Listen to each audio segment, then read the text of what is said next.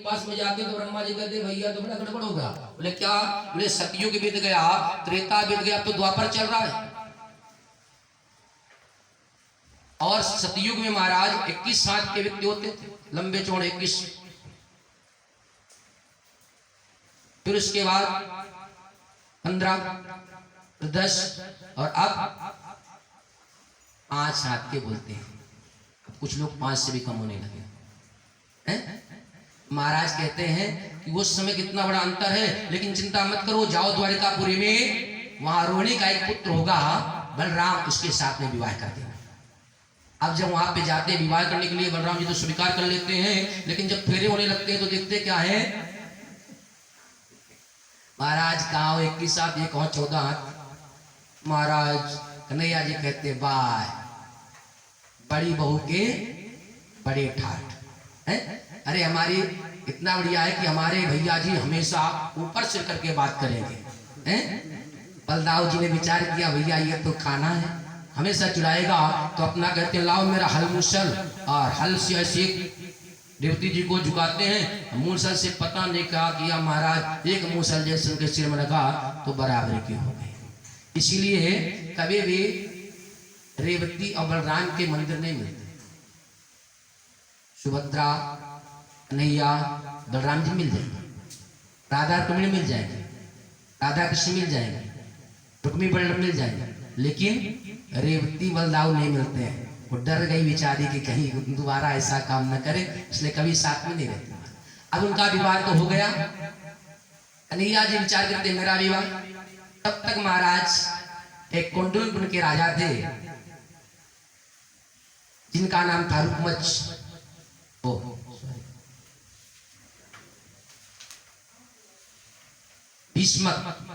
भीष्मक राजा थे, जिनके एक बेटी थी रुक्मिणी। रुक्मिणी बचपन से भगवान द्वारिकाधीश के बारे में श्रवण किया था, तो श्रवण करने से उनको मन ही मन अपना पति मान ली थी। एक दिन राजा कहते हैं कि बेटा आप अपनी बेटी विवाह की योग हुई है, इसके लिए वर ढूंढना चाहिए। तो उनका बड़ा बेटा था रुकमच। रुकमच कहता चिंता मत करिए पिताजी, हमारा एक मित्र है, उससे हम विवाह करने की बात करेंगे और तुरंत विवाह हो जाएगा।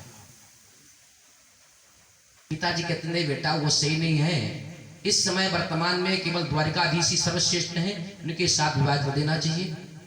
पिताजी का तो विचार था, लेकिन जब बड़े बेटे हो जाते हैं तो कहते नहीं नहीं पिताजी आप क्या जाने, अरे हमको रिश्तेदारी निभानी है ना, हम करेंगे जहां पर अपने बहन के विवाह करेंगे। और उन्हें जाता शिषपाल से कहता है कल बारात लेके आ जाओ। उससे आकर कहता है पिताजी कल बारात आएगी और बहन की शादी। बोले ऐसी इतना जल्दी? बोले हाँ महाराज हमारा ऐसा ही काम है, चटमग्नि पट ब्याह। सो महाराज इस बात को जैसे रुक्मिणी जी सुनती है तो उन्हें रो जाकर रोने लगती है। तब तक उनके भाभी जी कहते क्यों रो रही हूँ? कहती भाभी जी क्या बताएं, हमने मन ही मन द्वारिकाधीश को अपना पति मान लिया, और भैया जी तो है शिषपाल के साथ विवाह करना चाहते, तो मैं मर जाऊंगी प्राण दे दूंगी लेकिन शिषपाल के साथ विवाह नहीं करूंगी। भाभी जी कहती है बेटा उनको मालूम है नहीं?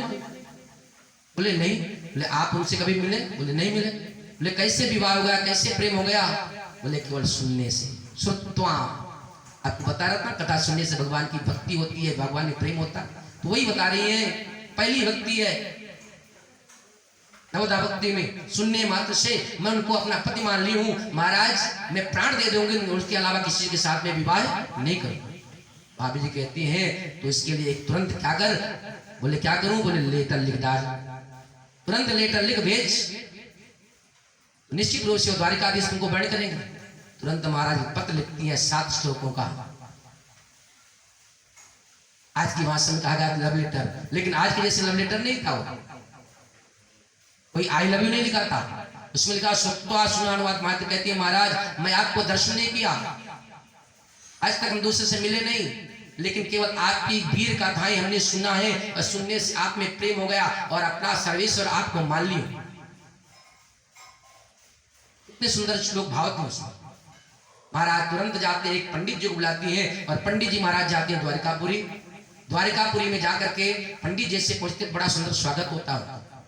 ब्राह्मण यहाँ पर सिखाते हैं भगवान कि ब्राह्मण घर में कोई भी आए तुरंत आके प्रश्न मत कर देना, पहले उसको स्वागत करना, जल पिलाना, नाश्ता कराना, उसके बाद ही उससे प्रश्न करना। नहीं तो ब्राह्मण क्रोध में कहीं कहीं से आया हो और कुछ उल्टा सीधा बोल दे तो।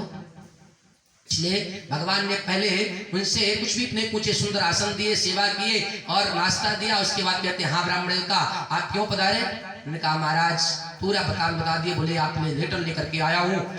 जैसे बोलते हैं ले लीजिए लेटर और पढ़िए। तो उन्होंने कहते हैं महाराज आप ही सुना दो ना। ब्राह्मण देवता कहते हैं नए पर्सनल पे लेटर भाई हम सब नहीं पढ़ेंगे। बोले महाराज हमारा कोई पर्सनल काम नहीं होता, हमारा तो जो होता है सबके सामने होता है।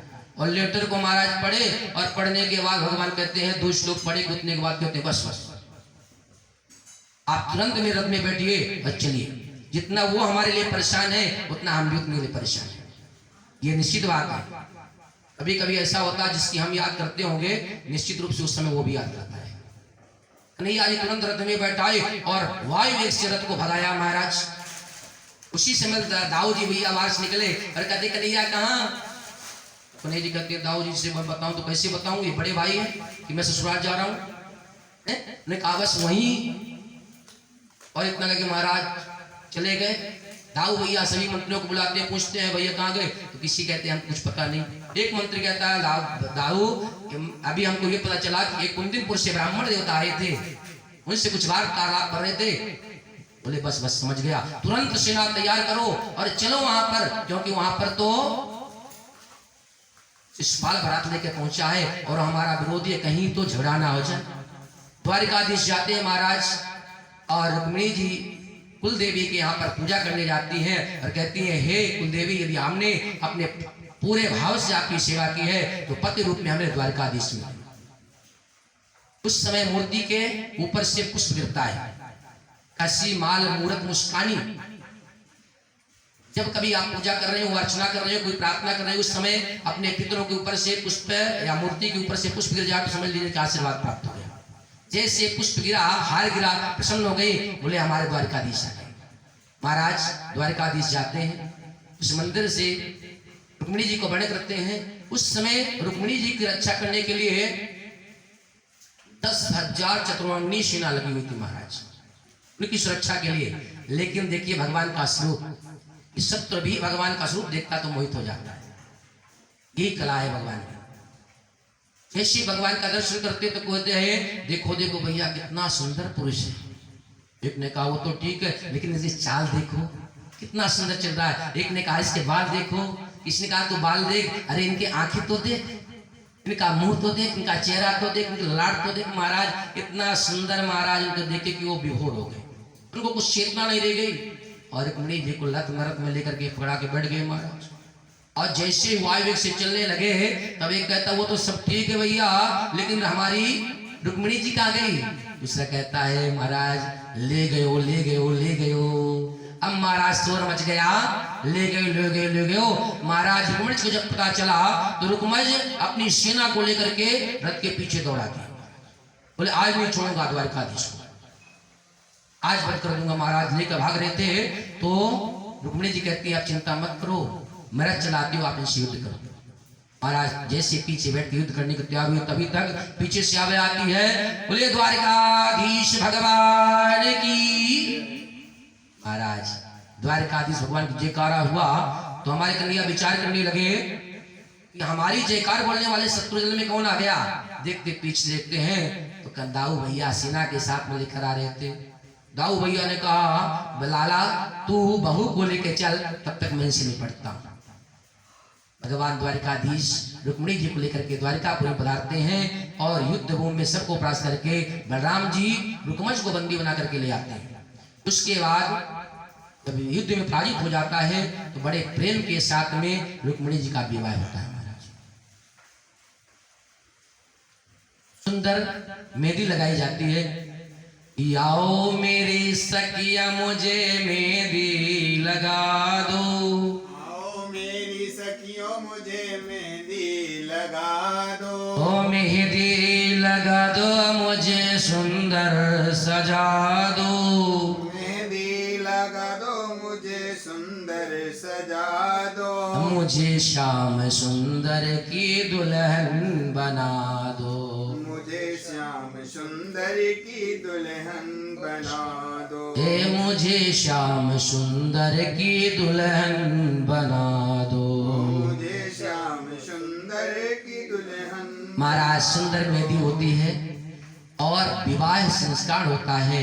इस प्रकार से कन्हैया और साक्षात लक्ष्मी जी का विवाह संपूर्ण होता है। बोले रुक्मिणी वल्लभ भगवान की जय। भैया जी से संकल्प कराना।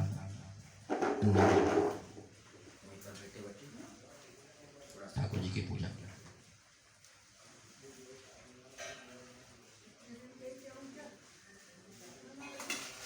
जी। ठीक।